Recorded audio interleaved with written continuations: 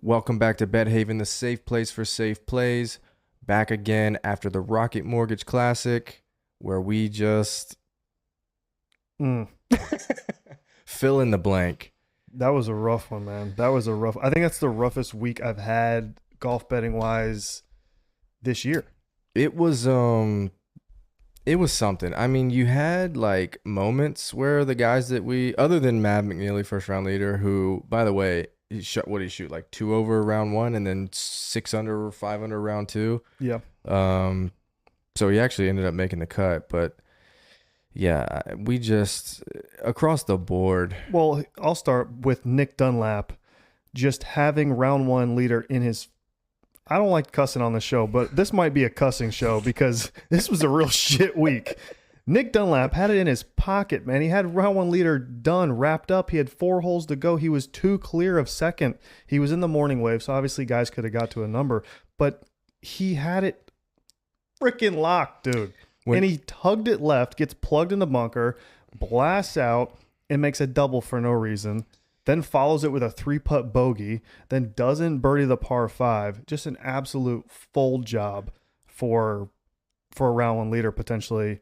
Akshay ends up getting to 8, but at the time Dunlap was 7. He was 7 and had 4 holes left. He had 4 holes left, and 2 of them were layup birdies. He ended up actually birdieing one of them just for the hell of it, just to really, ram it down your throat. I mean, just damn it. Although you might have had a top 10. Did you have a round 1 did, top but 10? it got the reduction because it was like Of course it did. 7-way tie. Of course, that makes total sense. Yeah. I had Nick Dunlap top 10 after round 1 it was on Bet 365. I used the 30% boost and it was supposed to be like 15 for 180. Well, listen, I had him 30% boosted to win 30 for like $3,000 something, and he just chokes it away to win first round. Just to win clarify. first round. Yeah. That would have been probably, honestly, like that would have probably been my biggest win on a sports book. Yeah. In one bet. That would have been my biggest win ever. Looked really good. I had, shout out to the people that were glad handing it with 4 holes to go. Shout out Jordan, Christian, DJ. Just, I really appreciate, the win there with 4 holes to go just in time for him to fold and ruin it. Which was great. It happens so fast. I mean, he comes off of a really nice birdie, and I'm seeing him. It's funny because he's on fire. He was rolling, dude. It didn't look like he was going to slow down at all. And I see the par 3, and just something in me was like, this doesn't feel right. Sure enough, that is the one spot on that hole that you cannot put the ball in. You can't miss left short side yourself in the bunker. Then he got plugged, just a real FU to me and him, and and then you're screwed. He actually blasted it out to the fringe, which wasn't that bad of a spot. And then he freaking 3-putt. He wasn't even close with the approach putt. Yeah. 3-putted, 3-putts the next hole. Doesn't birdie the par 5 that everybody was getting. Then gives you just a glimmer of hope. Birdieing, I think it was 8. Just yikes. And then to top it off, then we got Thorbjornsen, who I had covered up, down, left, and right. Looks like he's going to make the cut. And he triples one of the holes coming down the stretch for him. Mm-hmm. I still have yet to see the footage. I don't know if you've seen anything. I just saw the shot tracker, which was like bunker, left. It looked same like, bunker. Yeah, it looked like he hit a drive and got plugged in the bunker. Yeah. That's like the only thing I can imagine. He was in a fairway bunker and literally took him multiple attempts to get out. It didn't look like a normal situation. I just remember thinking like, this shot tracker wrong? Because typically it is. Fairway bunker to get 2 out, and then even when he finally got out, it was like a punch out. It wasn't. It was like 15 yards to the left. It was clearly a mess. Yeah. Clearly just something happened that was random. Misses by 1, I believe. Just yikes. I mean, just tough scene. Then to top it off, I actually put a little bit down on Cam Young at first Sunday because I thought this is the time. Cam Young's right there. Nobody's really talking about him too much. This is the perfect setup for him. He hasn't even done anything like that amazing all week. He's obviously playing good, like back-to-back weeks playing good. And holy crap, he is so unlikable. After that, I had money on him and I was literally cheering against him by like hole 9. I was like, I can't even watch this guy. This is a joke. It's weird, man. It's like he will show you moments where it's like, man, this dude has that dog in him. And then he just like one little tiny thing will happen to inconvenience him and he becomes this He like looked like sick puppy, he looked tail like a between his bum, legs. dude. Yeah, it's not a good look. And He just snapping the driver and all that. I mean, it's just all yeah, that's for show at that point, I think. it's It's just like, so bad, dude. yeah. Just like I don't know. It was so annoying to watch him because he was still right there. Like nobody was taking advantage. Nobody was taking control of the situation. Oh, Nobody. he should have Nobody won that wanted to tournament. win. It Yeah. was like freaking nobody was making putts. There was so many looks. Cam Davis, who somehow ends up winning that golf tournament, burned like edges the whole day. It seemed like Yeah. Akshay never got going. Rye looked like he missed every single fairway to the right, and also didn't really make anything. It's the double gloves, man. Ugh, I cannot get on board with those No. two fucking gloves. no, It's such a bad look. Why do you do that? I don't know. He's a hairy man too. Have you seen his arms? That's a hairy man. He should be double sleeved up. Is what you're Yeah, he saying. should be double sleeved up, man. I mean, yeah, He must have been hot out there. probably that tournament was just. And honestly, we don't get much reprieve this week because it's a No. very similar field. It's sort of a same situation that I think we're gonna find ourselves in. It's But pretty close. here we are. Well, honestly, I think this is like the like we'll have this tournament and then it actually will turn into some pretty good golf and we can try and it sucks because Scotty's not in this tournament or that, he wasn't in last week, obviously. He won't be in next week, but it's like if it's going to go like that, I mean, just bring Yeah, Scotty bring me- back and bring me back. I'll bet him at 3-1. Bring me back the guys because I obviously had a really good week the week before that. That mess that just happened. So yeah, bring me back the dogs.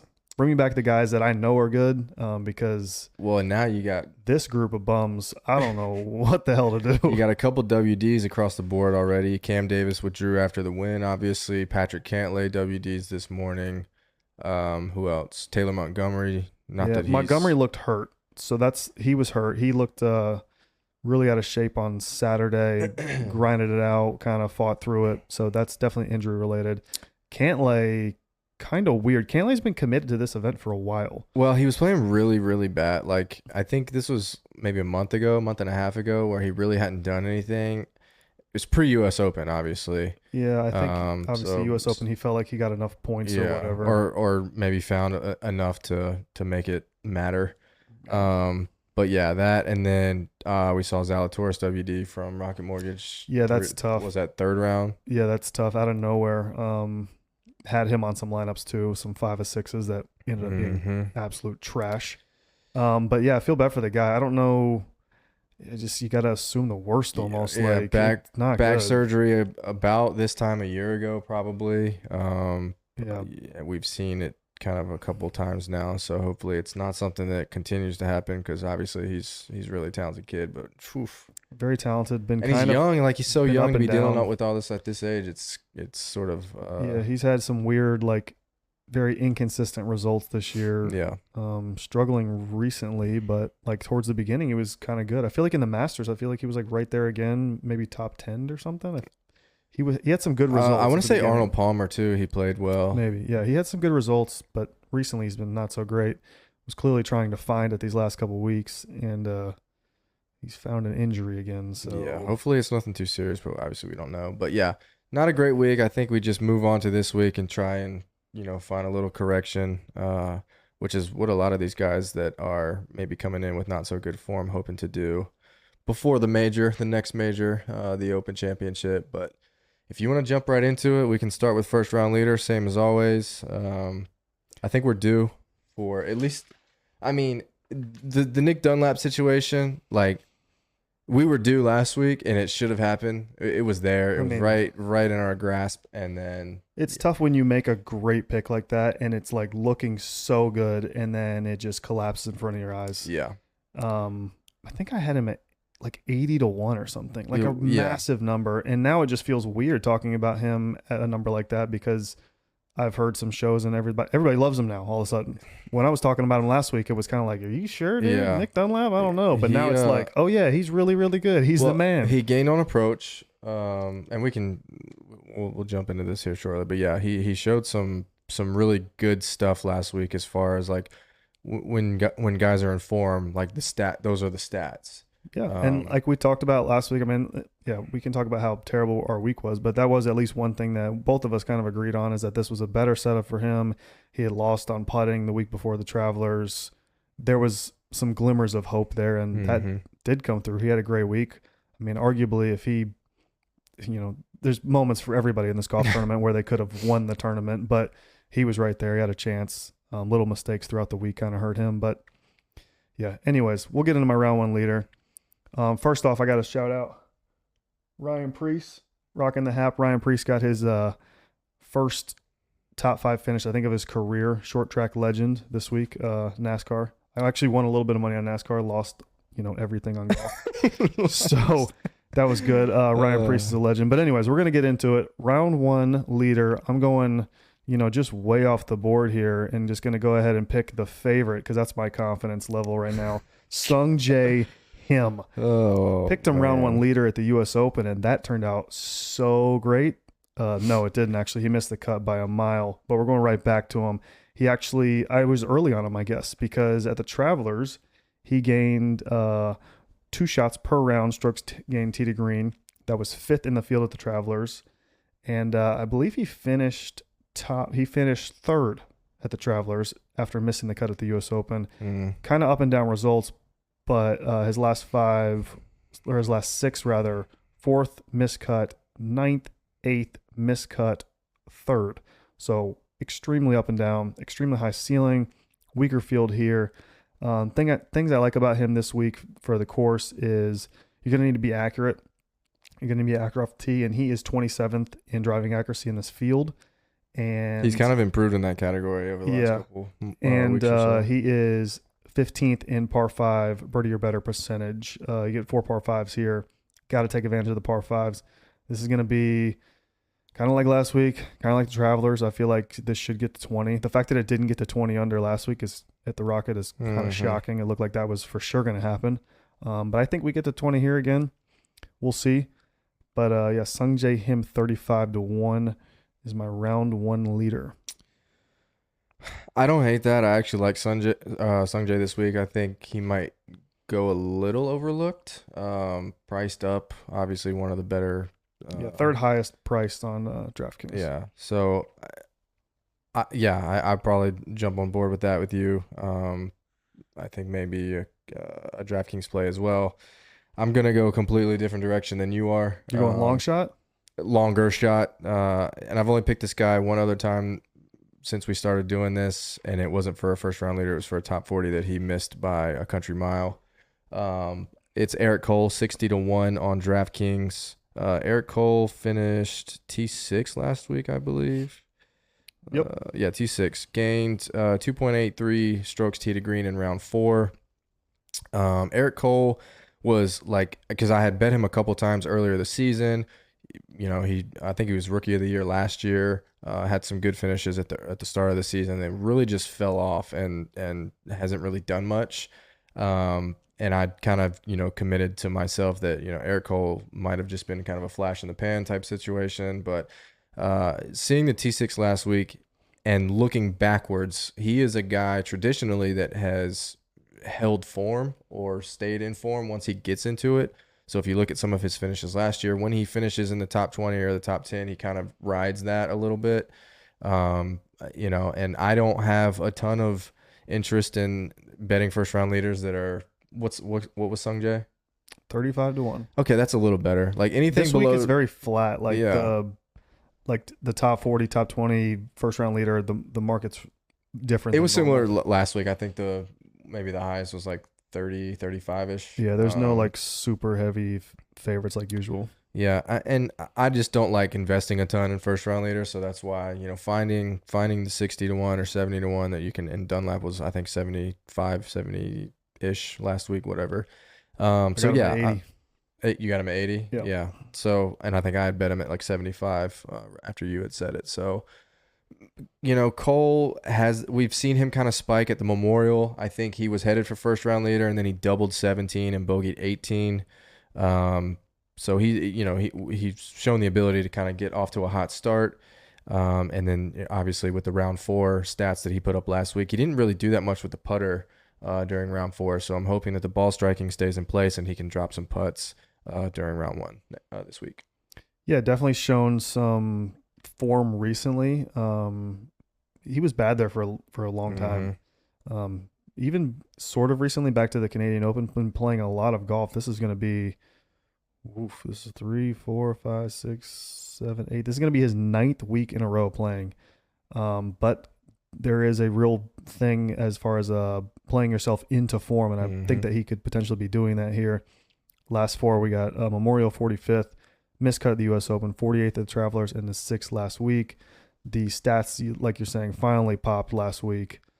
Finally got some good looking stuff, a lot of green, a lot of gaining across the board actually last week on average. And then, yeah, round 4, he was the really good stats that you want to see, except for the putting, which is fine. We know that that can, fluctuate up and down. So, yeah, hopefully you get typically for the day. first round leader, I'll look for somebody who does a little bit more with the putter in round 4. But at this point, like, it just changes so much. And one of the things I was telling you about is like, finding one of these early wave guys, like as they get off and get started, seeing who's like getting off to a hot start, going to their stat profile and see what they do well, and then try to find somebody in the afternoon to bet on if you're not so sure about what you're actually doing. That's why I was begging Dunlap to get in at a number and hedge something, considering it was a potential $3,000 win. I'd have no problem hedging real money on somebody if I thought that they were going to overtake him. But yeah, tough. Well, we'll have better luck this week, I think, hopefully, between him and Cole. It couldn't get much worse, I promise. As far as even my DraftKings lineups, no 6 of 6s. Well, when you have as much Thorbjornsen as you did. And that's the risk you take, right? I mean, when you lock in on a guy and you say, this is what I'm doing, that's the risk you take. And I think that the Thorbjornsen thing was kind of fluky, honestly. Like, for him to plug in a fairway bunker and end up making a triple on a course that really honestly didn't have a lot of triples out there. I think that's kind of fluky and unfortunate, but is this your segue into him being your favorite play this week? It is not. He's actually not on my, go ahead and spoil it. He's not on my picks here, but I will go ahead and tell you that I will have him on DraftKings. I think that him missing the cut was kind of fluky. Looking at his numbers, he was kind of okay across the board, like nothing popped, but talent play, I really think the guy is legit. And you want to talk about no ownership this week?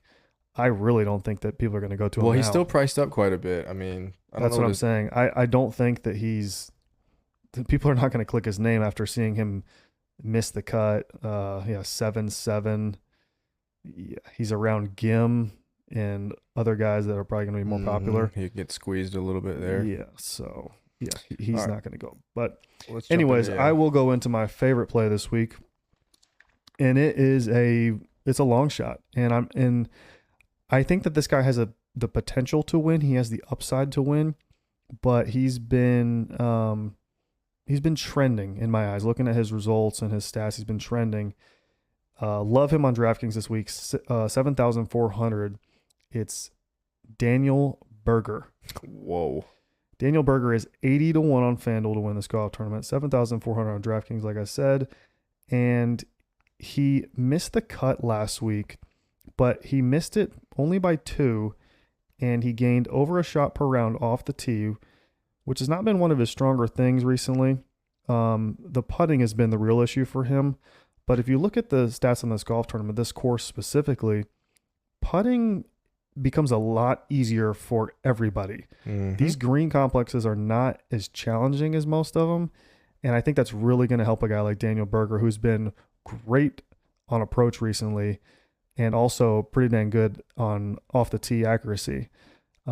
He is in this field last 24 rounds. He's number 22 in driving accuracy and 10th in strokes gained approach. That's pretty good numbers for a guy that's going to go low owned on DraftKings and is an 80 to 1 long shot. We've seen Daniel Berger win golf tournaments before. I believe that he's finally getting his game back into rhythm. 21st at the U.S. Open. So yeah, give me Daniel Berger specifically on DraftKings. I will put a ticket on him just because, but yeah, DraftKings, I will have him covered for sure. What did you say his number was to win? 80. I see him at 70 to 1 on FanDuel. Okay. Yeah, I got him at 80. Well, which makes me feel good. yeah, I mean, I think typically FanDuel's a little bit more sharp than DraftKings, but let me see because I actually want to see if he's still Yeah, you at could 80 shop it. on. I don't know who's giving out the best number. Burger's currently 65 to 1 on DraftKings. Yeah, I'm So telling yeah, you, I got 80 on FanDuel. that's a great number then. Okay, well, similar situation because I just happened to scroll across my guy's number, and he's been bet down quite a bit.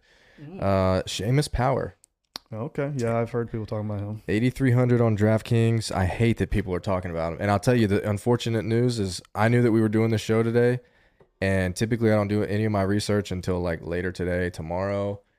And Yeah, I'm sitting there doing my research. We're filming one day earlier than we normally do, by the way. I'm Guys. sitting there doing my research and I'm on Seamus. Like I'm at the point where I'm like, all right, Seamus is my guy this week. I've done all the kind of deep dives, whatever. And then the show that I was listening to, boom, Seamus Power. And they just go on this huge tangent. And I'm like, damn it, I hate that. Like Yep. I don't want there to be that much attention. Well, I haven't on heard it. anybody say anything about Daniel Berger.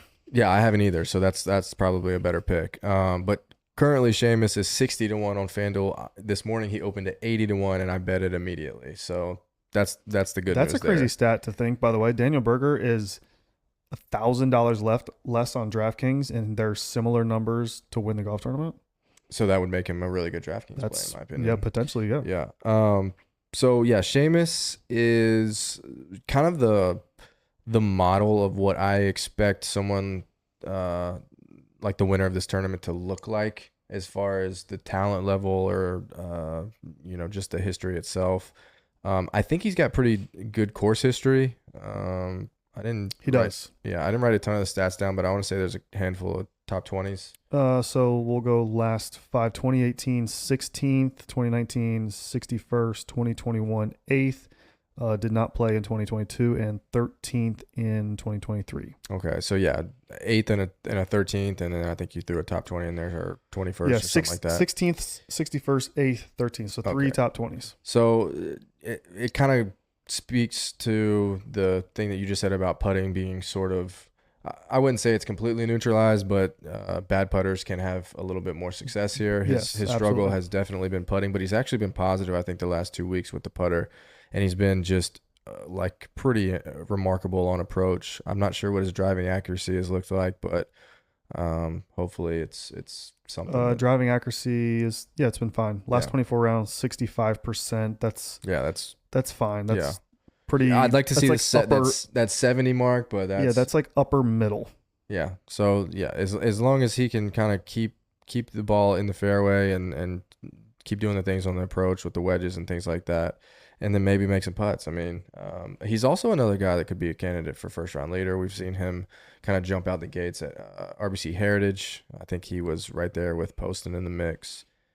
So I would consider that as well. I'm not sure what that number looks like, but again, I bet him at 80 to 1. He's currently 60 to 1 on FanDuel right now. I think he's 65 to 1 on DraftKings, something like that. So if anything, I got him in at good value, and I like where his game's at, and I like his potential to win. Yeah, Seamus Power gained across the board on average at the Travelers where we last saw him, and shot 7 under in his final round. Trying to pull up his specific stats. Most of it was putting and off the tee. Well, if it's most of it's putting, then that's kind of different than what he typically or has been doing over the last couple of weeks at least. Yeah, he's been. So maybe he found something with the putter in his last tournament, and he's just gonna bring it on. He's been up and down. Miscut the Byron, 16th Wells Fargo, miscut Canadian Open, 27th Memorial, miscut U.S. Open, 20th at the Travelers. So we got the up-down thing going on here. Hopefully the trend doesn't continue and we have a down week. Yeah. That would. I do see that. Like sometimes I'll be looking at the data, and you'll see like, obviously some of the things we look at are green and red depending on how they are scoring in those categories, and it's like green, red, green, red, green, That's red. Exactly and I really try not to be like, okay, there's the pattern. He was red last week, it's green this week. So yeah, that's exactly what's going on. So I guess we'll see. Yeah, hopefully it breaks that trend. Because All right, All let's. green though on past results, so that's good. Well, yeah, that's the good news there. I think a little bit of course history and some good enough form. So, and again, he was, he's in. I would say he's in equal form to when he played this tournament last year, and he was $9,100 on DK last year. So price down a little bit, similar to. I wouldn't say it much worse, if worse at all, as far as the form he's coming in with. So a little bit of a value play, probably not to the naked eye, but knowing that he was above 9,000 last year at this time. So Yep. All right, want to jump into top 20? let's get it. All right, top 20 for me this week is I don't know if this guy's going to be popular or not. I feel like he probably is going to be, but it's plus 120 on DraftKings. It's Denny McCarthy. Denny McCarthy is, well, we know what he is. He's an amazing putter, but he's actually improved his iron game a little bit recently. His past 4 results, 24th, 39th, 32nd, 31st. He's just been right on the edge of kind of breaking through. And I feel like this is a great breakthrough spot for him. Last 2 trips to the John Deere, he's finished 6th both times. He is 20th in this field from 50 to 125, gaining on approach. That's going to be a key stat for me this week. A lot of wedges. And with those wedges, you need to convert those into birdies. He is 7th in this field in birdie or better conversion. Gained a little bit on approach, gained about a half a shot per round of the Travelers against much tougher competition. So I love to see that. I love to see that the irons are trending a little bit. And he's a guy that just this course makes sense for him. He is not a long hitter off the tee, but that really doesn't matter as much this week. This week is more, last week was more distance over accuracy. This week is more accuracy over distance. So his accuracy's fine. It's middle, upper middle. But his distance is lower, and I don't really care as much about his distance. Number 1 in this field putting last 24 rounds. That doesn't surprise me. Number 2. Just kidding. Number 2. Yeah, he's just a great course fit for me. So Denny McCarthy.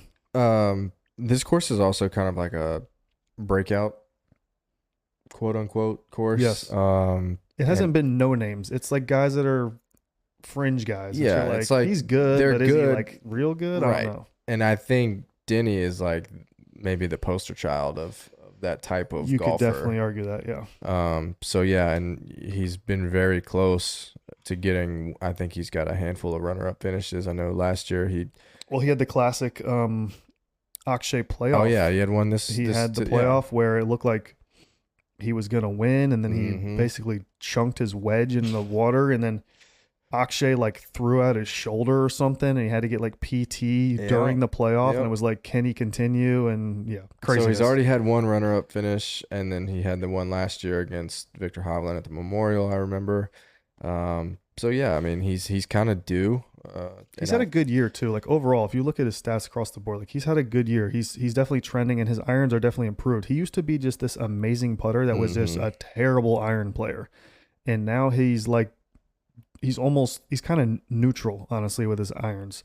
But in this field, he's better than neutral because they compare it against other players. And when you're playing in the U.S. Open and the Memorial and the Wells Fargo and all these tournaments against Scotty Scheffler and these other amazing iron players, you're not going to look as spectacular. But in this field, yeah, I would expect him to gain on approach. And when you get Denny McCarthy gaining on approach, I'll take that every day, especially against this competition. I think he's got a shot. I think you're kind of looking too for just looking at the past winners and seeing who won when they won. You did have a couple of first timers, but also it's like guys that their names were popping up kind of throughout the season. Yeah. And Denny's name has definitely done that. So I do think he might be a little bit more popular than maybe you're anticipating. I don't know what your expectation is for that. Yeah, like I said, it's a top 20 bet. I will play him on DraftKings regardless of ownership. Yeah, I don't mind it. I mean, he'll be more popular than Jason Day, who's $100 less, but will he be less popular than Davis Thompson, who's $100 more? Probably. I feel like Davis Thompson's going to be a click for guys this week. And maybe, we'll see. Maybe rightfully so, but yeah. Yeah, which I have no problem with. I'm just saying at the top of the board here, you can't click all of them. So some of these guys are going to get less clicks than others, and with the names that are here and the guys that are trending, I don't think McCarthy's going to be. I guess we'll see. I don't think he's going to be the most owned guy in this tournament. Do you think he will be? No. You think M? No. Rye? Straka? Um, It'll be one of those guys. It has to be. Who was the most owned last week? Mav.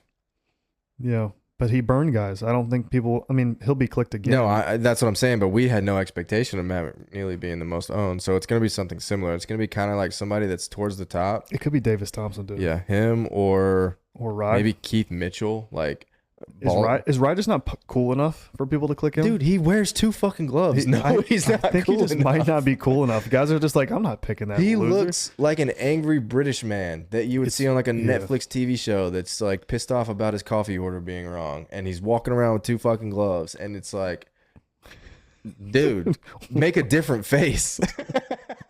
What are you talking about? That's what he just looks like. This guy that you just is never happy about anything. Have you ever seen him smile? I've never seen him. He just he's very serious. Well, he's about this when business. you do that, if he was like all fun and funny, at least he wasn't like Cam Young, just pouting and just cussing at himself the entire time and breaking his driver. And oh my god, I wanted to run out there and kick him. I don't know. I can't get down with Rye just because I never was mad solely at Rye. because of the double gloves. I was never mad at Rye during yesterday's round when he was struggling. I was always just like, I don't even know that he's there. He was just so forgettable. But Young out there was like a small child just pouting about not getting a toy. Yeah, I don't know. I don't know who will be the most owned. I think it's gonna, like I said, it's gonna be one of these guys that you might think people are looking at him, but I guess there's more casuals. I'm gonna guess Davis Thompson. I'm gonna say Keith Mitchell because people like playing Keith Mitchell, and he's probably a little bit less. What's his price? He's less, but he just missed the cut. 9,200. Did he play last week? Yeah, barely for 2 days. For 2 days, and then he packed his shit and went home. Yeah, then maybe not. It could be Thompson. Could be. I think it's Thompson because or Straka. What's Straka's There's a lot of people in the industry that really are high on Thompson, and he's trending. His results are really good recently. Yeah, no, the kid's got game. Or M. I could see him. It's not going to be Spieth. No, Spieth is a good bet. If you can bet somebody to win the Open Championship next year. Clearly the wrist is a thing. Yeah, I think he needs some time. But what I'm saying is Spieth would be a good future bet because he's doing so many other things that he hasn't traditionally done as well, like extremely well. Like the off the tee game right now. Yeah, if he could figure something out with that, and he's putting horribly, which if we think about Jordan Spieth and what he is, he's historically a great putter, and now he's kind of lost that, and the irons are iffy because of the wrist injury, whatever. I think either next year or the following year, if you could get a future bet on that, and you got extra money to throw around. To be honest, I almost bet him, or he was almost my round one leader, because of his spike potential, but I dove deeper, and there is not a lot to be excited about looking at his stat profile right now. So I was unable to do it. But if you were looking for a flyer bet this week on Jordan Spieth, it would be, for me, round one leader. It would not be top 20. It would not be top 40. It would not be to win or a hammer DraftKings play. It would be a round one leader or some showdown. He's like 16-1. It's not even like they've got him at a good number. Like if he was... Well, round one leader, he's 40-1. Yeah, so which makes way more sense. And he should probably be 40-1 to win. To be honest with you, I mean the finishes are not this indicative of what that number is. Yeah. So if you've got some like thing for Jordan Spieth, play him round one leader or play him showdown on DraftKings. That would be my advice. I wouldn't try or like a matchup play for round one or some shit like that. Like something that is specific to round one, because for one round, he can show you that he still is good. Yeah. But then he can just absolutely melt down. Yeah, maybe. Well, he's probably like a minus 240 for top 40, so it wouldn't even make sense. I wouldn't even do it. Yeah, I wouldn't do it. Well, let's jump into that then. Who you got for top 40? Did you give your top 20? Did I? I don't know. Who's your top 20? I don't think he did. Are you sure? We got talking about Denny McCarthy was my top 20. I didn't. I did not. And it's JT Poston plus 175 on DraftKings. JT Poston, I don't know. He fits the mold. And I think this course, I've looked at some crossover course stuff, and I see a lot of like Sea Island Boy type courses that these guys do well at that also do well here. So, Poston's, I don't know what his most recent finishes are, but I made a custom model on the site, and the approach stuff looked good for me. The accuracy stuff looked good for me. So that's kind of what I'm going for here. He has kind of lost a little bit with the putter, as far as what, comparatively. But I again, that kind of stuff can come and go in waves, and I'm hoping for a little bit more of a spike this week. Yeah, recent results are actually fine, but if you look at his stat profile, we're kind of neutral across the board, which is not normal for him. Obviously, we're big Poston guys, go Cats, but this is not the profile that I'm used to seeing from him.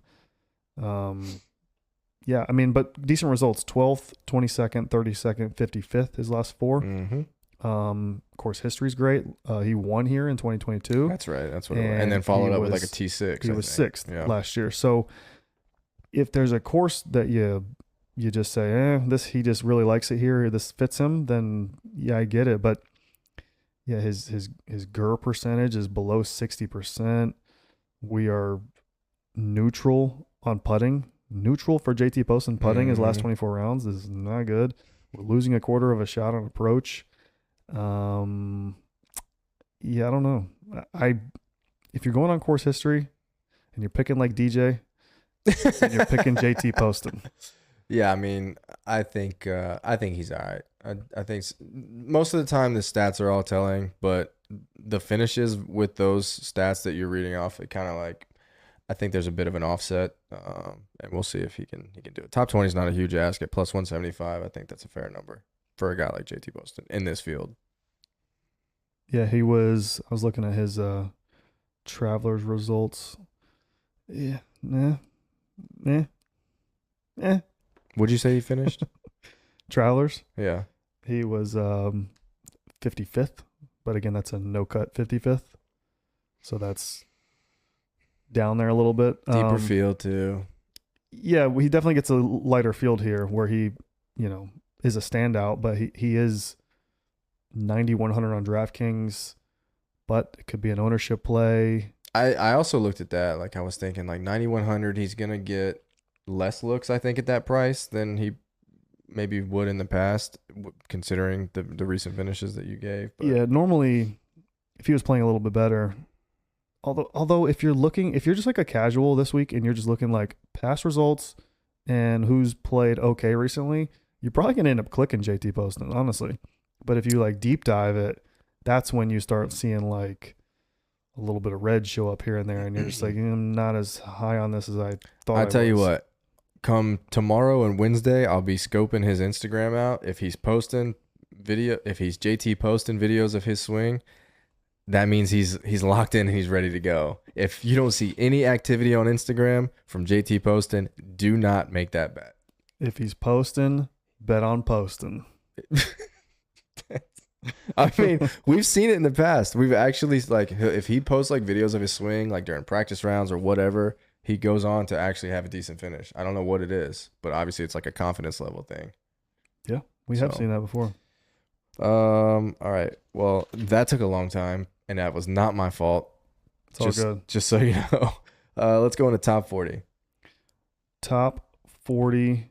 We're going with plus 110, 7,300 on DraftKings. It's Joel Damon.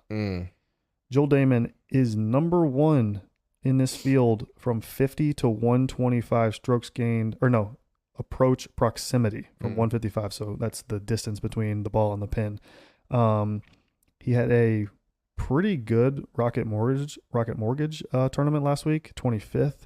But round 4 was rough putting wise specifically, which I've told you guys in the past, I don't mind a random bad putting round as long as the irons and everything else is still there. I want to say he lost, dude. It was like something stupid.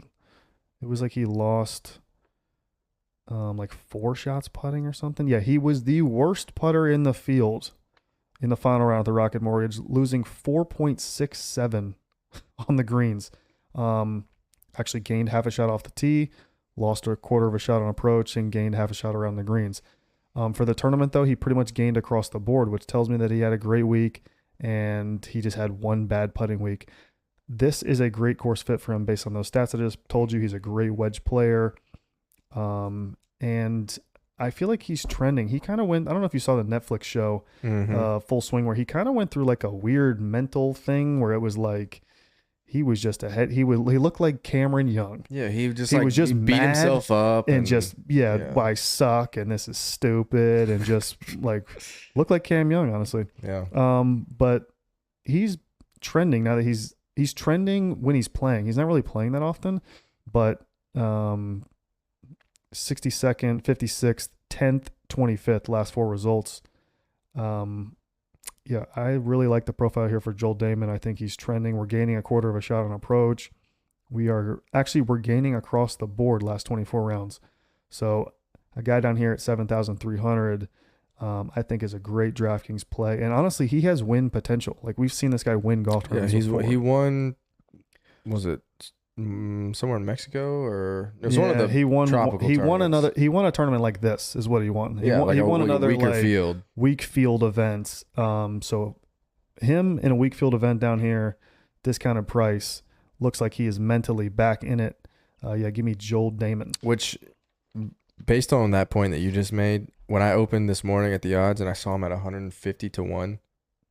Really? Yeah, he's currently 100 now. So obviously people saw that number and said, let me just jump on that. Yeah, we missed the boat on that, dude. All right, well, my top 40 is going to be Andrew Novak, plus 100 on DraftKings. I think he's right around that same price range, 7,400 if I'm not mistaken on DraftKings. 75, yep.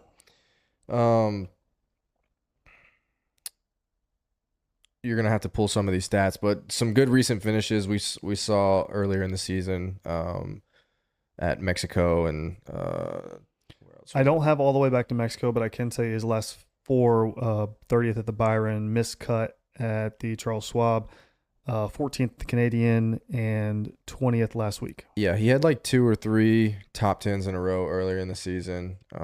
He's a good approach player. I don't know what his accuracy looks like, but I want to say it's probably that 60-ish percentile. Accuracy's okay. Probably middle-ish, maybe lower middle-ish, 57%. 57, okay. It's okay. Is that over? What's that over? That's last 24. Okay.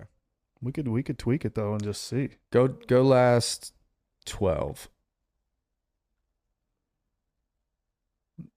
58. We're going in the right direction a little. I mean, just barely. We're creeping and crawling. Yeah. No, I mean, I think this is the type of tournament, if he's going to kind of get back into that form that we saw him in earlier this year, coming off of, I think, a top 20 and a 14th, you said.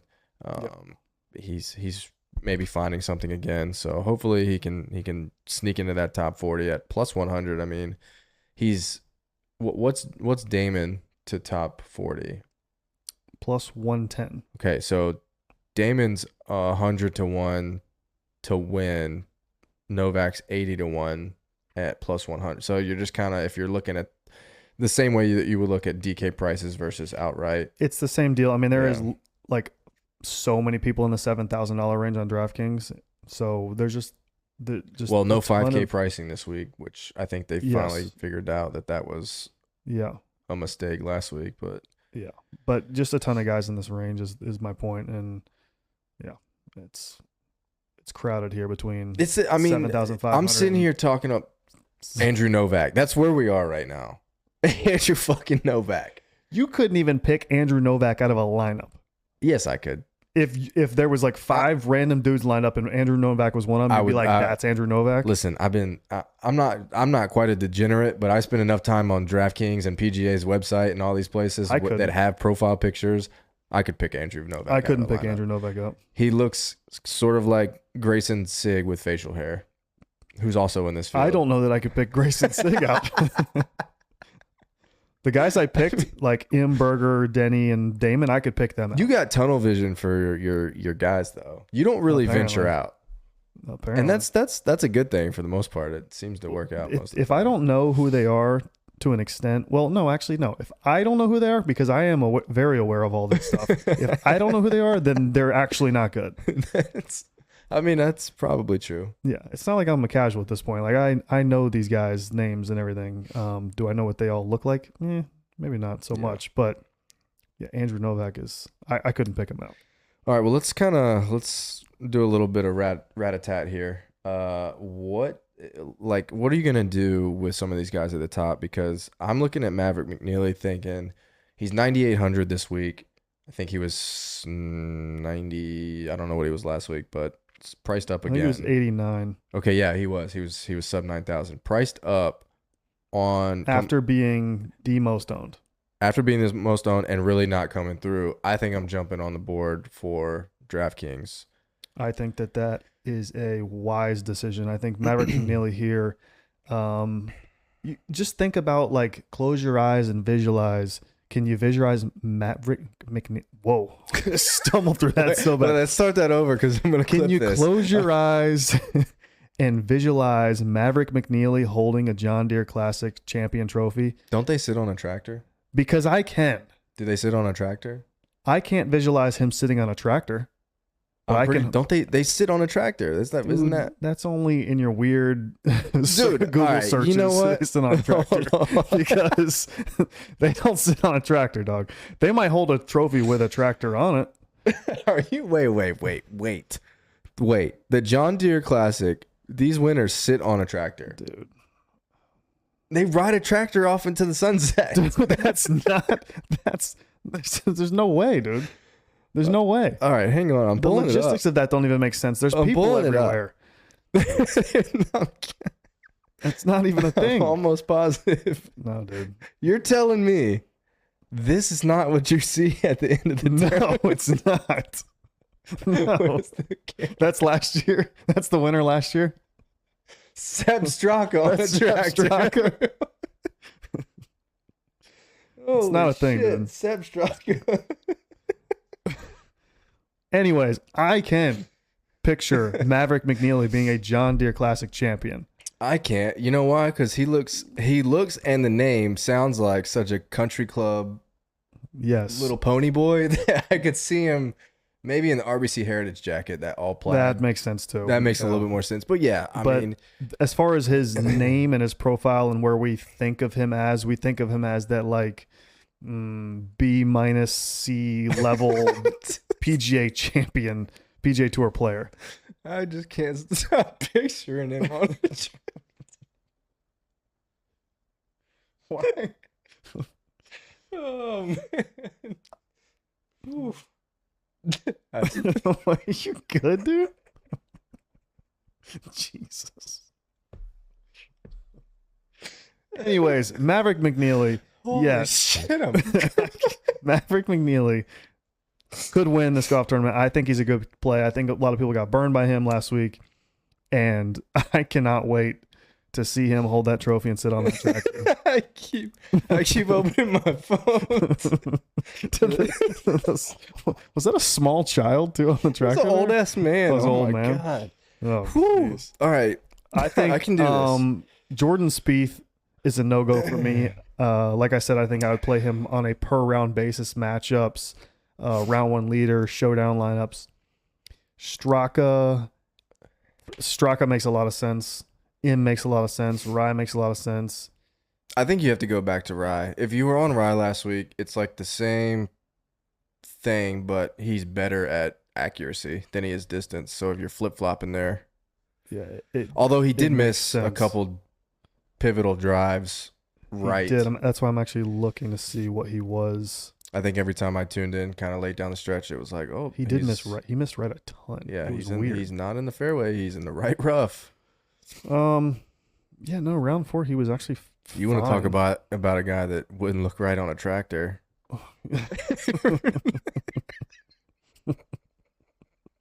No, Aaron Although Rodgers. he's double gloved up, He would. so he could be. He would. You couldn't get him on that tractor. There's Oh, no way man. he wouldn't get on that tractor. All right. What about Dunlap? I think we're kind of not talking about Dunlap enough. Yeah, I think you go right back to Dunlap. Unfortunately, you're not going to get the discount, and you're not going to get the less ownership. Like you're not going to be the only guy that jumps on here.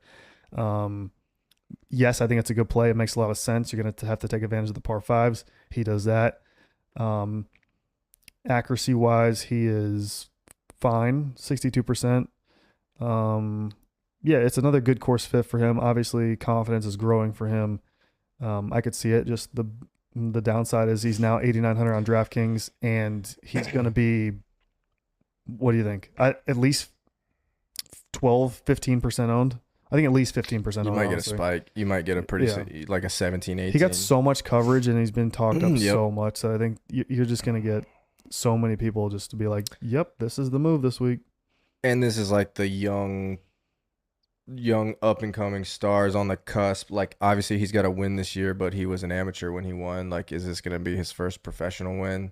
I don't know. But yeah, he had some good stats last week. And if it was still, what is it, like 35, you said 35-1, something like that to win. What, Dunlap? Yeah. I don't know his number, to be honest with you. 35-1 Yeah. on FanDuel. Yeah. I think some of these young guys are going to be popular, except for Thorbjornsen. Honestly, I don't think that he's going to get popular. I think that. Are you going to bet him to win? Because I feel like you have to. Yeah. I'm going to bet him to win, and I'm going to play him on DraftKings. I won't be as Heavy as I was. 87%. Yeah, I won't be back on the 87% train with him. I won't be with anybody this week, honestly. Like even I told you I really like Berger this week. I'm not going to go that heavy on him. I'm not going to go that heavy on him or McCarthy. Yeah, it's going to be a little bit more of a scatter shot this week, but I'm trying to think. Shipley. Dude, that dude's legit. I think he's legit, but because he's legit and he's 7,500, I think he could be a very popular pick, which only helps Daniel Berger's ownership, who's right below him.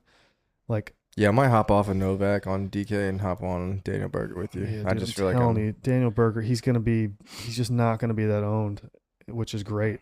If you think he has a chance, which I do.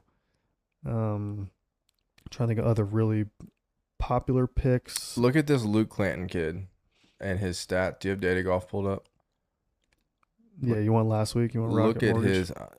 I've already looked at it, but I need you to look at it because the kid. I mean, he's an amateur, and I think he might be something. Yeah, his stat profile just on both sites that I look at, he does everything good except for around the green.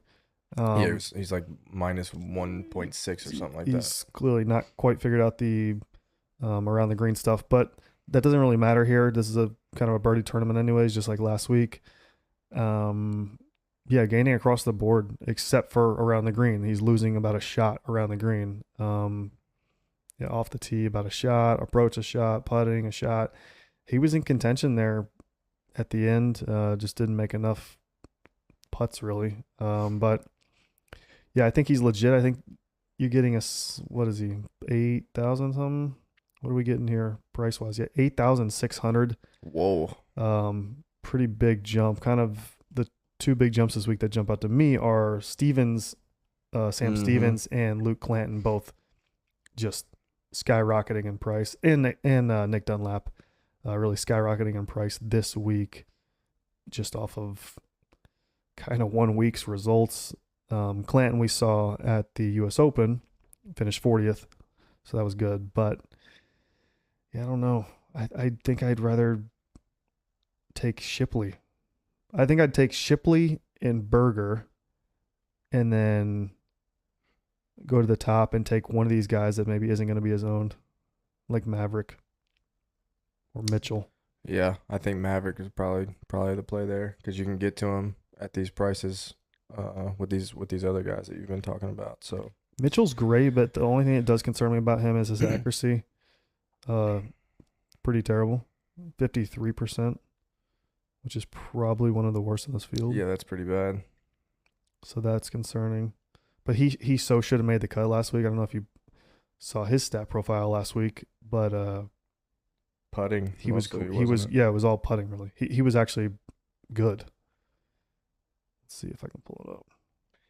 Yeah, he was number 1 in strokes gained on approach per round. Now that's only 2 rounds, but still, he was number 1, gaining 1.73 per round, losing it all, losing 1.79 per round putting. So, Well, dude could not if putt. we're saying that putting doesn't kind of matter as much, Yeah, and he's or honestly he's not even like that bad of a putter. If I can find him. Yeah, I mean he's not a great putter. He's not a good putter. Minus 0.38 per round. So yeah, he's a tricky one, dude. I don't know. He just missed the cut. He's less than, he's bottom third in putting and he's bottom third accuracy. But he's top third in approach. I would like. I mean, I want to know. And he what definitely his, should have made the cut last I week. want to know what his ownership's going to be, because if it's not great or if it's not a ton, like I wouldn't be opposed to starting Keith McNeely. Maybe I that got would no be a problem way with to get different. You just go ahead and build one there. Yeah, why not? Go Keith McNeely. All right, we're gonna open DraftKings real quick. This will be the Bet Haven safe Build lineup. of the week. Bet Haven build of the week. All right. We're going Mitchell. What do we say? Mitchell McNeely. McNeely. And then That leaves you I think 77.50 per golfer. I kind of like Let's throw Burger in there. Berger and Shipley.